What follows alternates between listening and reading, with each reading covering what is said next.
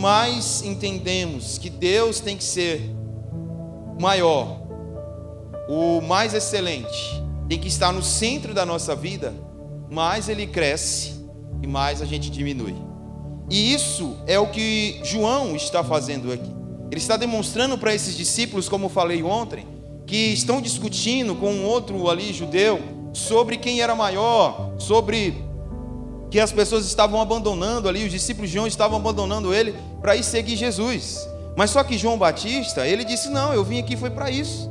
Eu vim aqui para que ele cresça e eu diminua. Eu vim aqui para levar essas pessoas ao conhecimento daquele que é mais excelente, daquele que é mais, como diz em Hebreus, por exemplo, aquele que é maior do que os anjos, aquele que é maior do que os profetas, aquele que é maior, do que tudo que possa existir, é Jesus Cristo. Porque, como lá em Hebreus também vai dizer, por muitas maneiras o Senhor falou por vários homens, mas agora, nesses últimos dias, Ele nos falou com e Jesus Cristo, aleluia, quase não sai, com Jesus Cristo, que é superior a toda a aliança passada, que é superior a tudo que existe. Ele é maior. E quando nós temos esse entendimento que Jesus sim é o maior, que Jesus sim é o Salvador, nós vamos entender o que ele diz aqui no verso 30, é necessário que ele cresça.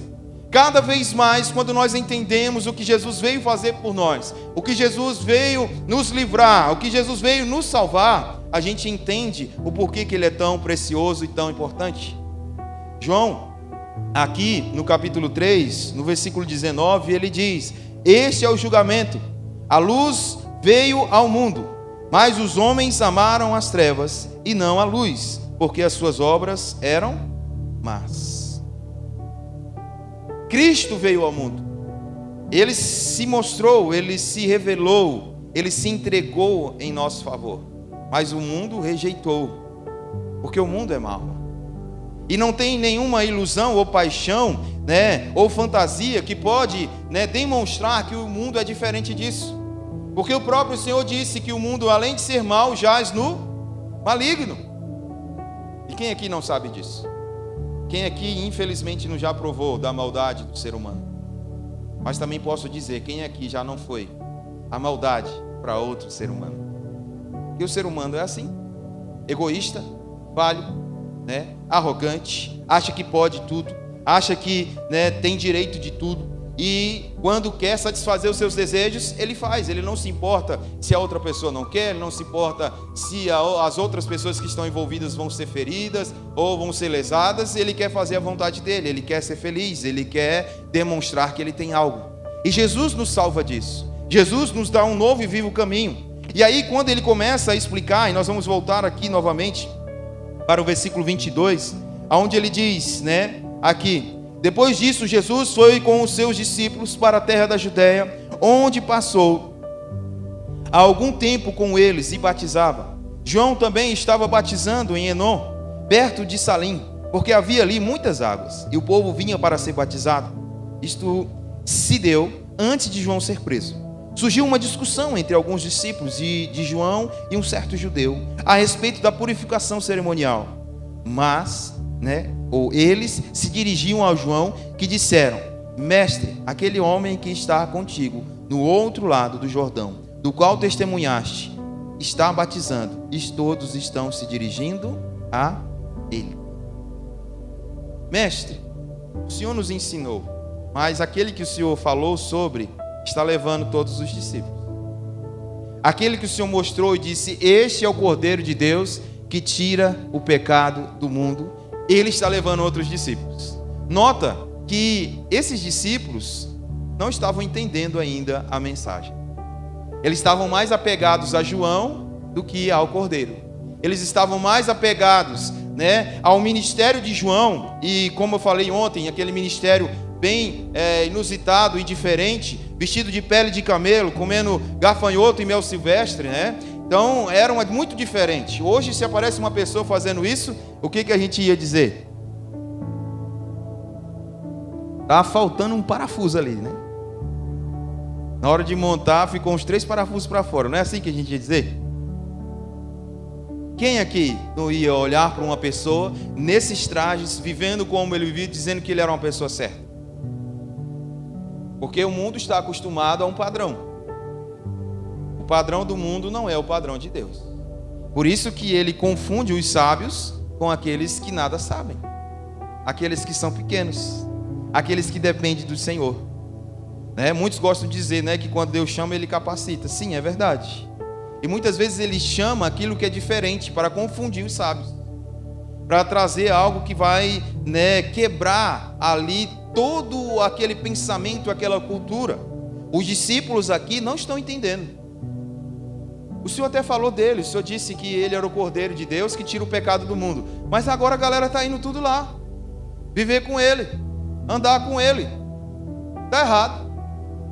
O Senhor começou. O Senhor tem a primazia. O Senhor aqui que trouxe a palavra primeiro. Como é que esse cara aí vai chegar agora e levar os discípulos?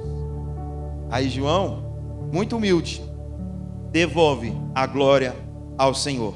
É o primeiro ponto da mensagem. A glória de Cristo acima de tudo. A gente pode olhar ele dizer, lá no 30 de novo, é necessário que ele cresça e que eu diminua. Colossenses, capítulo 1, verso 18, diz, ele é o cabeça, ele é a cabeça do corpo, que é a igreja, é o princípio, é o primogênito dentre os mortos, para quem tudo tem a supremacia. Ele sabia que era Jesus que tinha que ter a supremacia. Era Jesus que era mais importante, não era ele. Como disse ontem, as pessoas às vezes se enganam até dentro da igreja, querendo ser algo que não são, querendo ter um poder que não tem.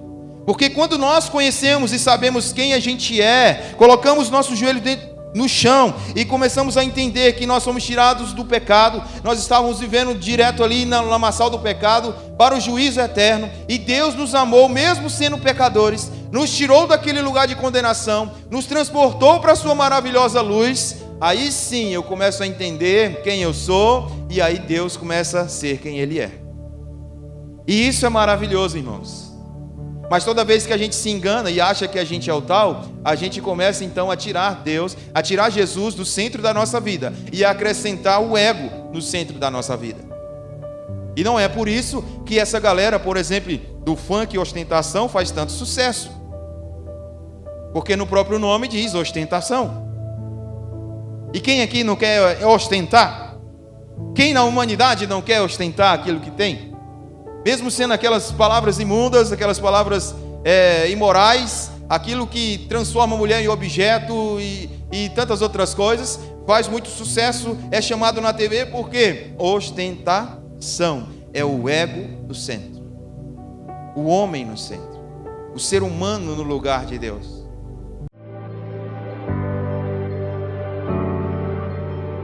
A Igreja Batista da Vila Brandão está localizada ali na Avenida Alice Brandão, no número 21.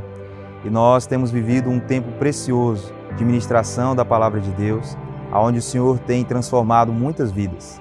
Tem mostrado o poder da Sua Palavra, a transformação que Ele tem feito através de Sua Palavra.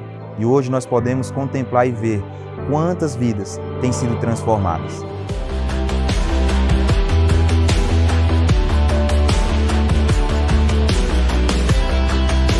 Eu, pastor Bruno Henrique, aqui da Igreja Batista da Vila Brandão, quero te convidar a estar participando conosco todas as terças-feiras, às 19h30 e também às sextas-feiras, às 19h30, reuniões de homens e mulheres. Nos sábados, nós temos nos encontrado com a Juventude Batista às 19h30 e aos domingos, nós temos as nossas reuniões principais, a EBD às 9 horas da manhã e o culto de celebração às 18h30.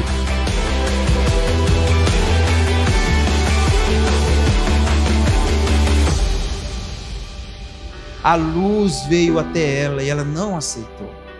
Como ouvirão se não há quem pregue? Como pregarão se ninguém se dispor aí? Como irão se não forem enviados? Jesus nos enviou. Ide por todo o mundo anunciando o Evangelho, fazendo discípulos de todas as nações. Aquele que crê será salvo. Aquele que não crê já está condenado pela própria palavra. João Batista aqui e o apóstolo Paulo nos traz esse entendimento de que se Jesus não for o cabeça do corpo, esse corpo vai ter outro cabeça. que não é Ele. Já disse aqui várias vezes, se Jesus não for o primeiro em nossa vida, Ele não vai ser o segundo. Não adianta. Nem o terceiro, nem quarto, nem quinto, nem sexto. Ou Ele é o primeiro, ou Ele não é. Mais de ti significa isso. Render toda a glória a Cristo acima de tudo. E isso não é um jargão político, como muitos estão usando nesse período. E usaram antes, no passado. Deus acima de tudo. Quando falam assim, você sabe que Deus nem naquele lugar está. Porque se Deus estivesse acima de tudo, se Deus fosse o centro daquele negócio, muitas coisas que são feitas ali nem sequer existiriam. Mas é muito bonito falar sobre Deus. É muito bonito colocar ali algo na frente estampado, Jesus Cristo é o meu Senhor. Mas quando eu vou tomar minhas decisões, eu tomo minhas decisões sem nem sequer perguntar o que Ele quer. Assim como João Batista reconheceu que o ministério de Jesus estava crescendo conforme o plano de Deus, devemos entender que Cristo deve ter a supremacia sobre todas as áreas da nossa vida. É isso que nós temos que entender. Não é o que o mundo quer. O mundo é diferente. O mundo não quer saber de Deus. Mas nós queremos saber de Deus. Nós somos encontrados, achados. Não fostes vós que me escolhestes, mas fui eu que escolhi a vocês, para que deem fruto e o vosso fruto permaneça. É Ele que nos escolheu. Não somente isso, mas Ele também nos mostra a renúncia do eu. Aqui a partir do versículo 25. Olha o que ele diz aí.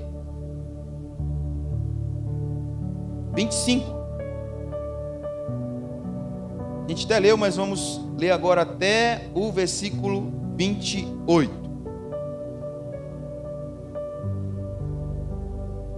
João 3, né?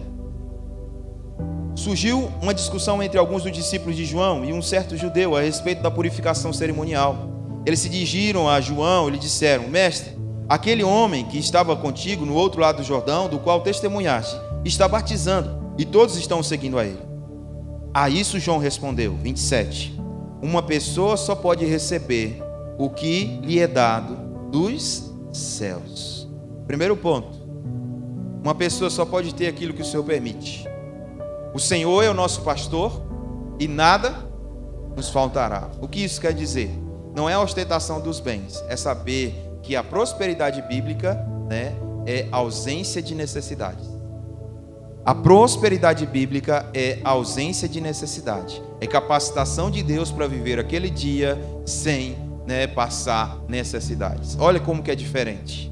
Mas outros vão dizer que a prosperidade bíblica é uma mansão, um iate, um jato, um helicóptero. É um carro, né, que nem mais anda no chão, agora anda voando. Isso é prosperidade. Mas para a Bíblia, prosperidade é dependência de Deus. This is amazing grace. This is unfailing love. That you would take my place. That you would bear my cross. You laid down your life. That I would be set free. Oh, Jesus, I sing for all that you've done for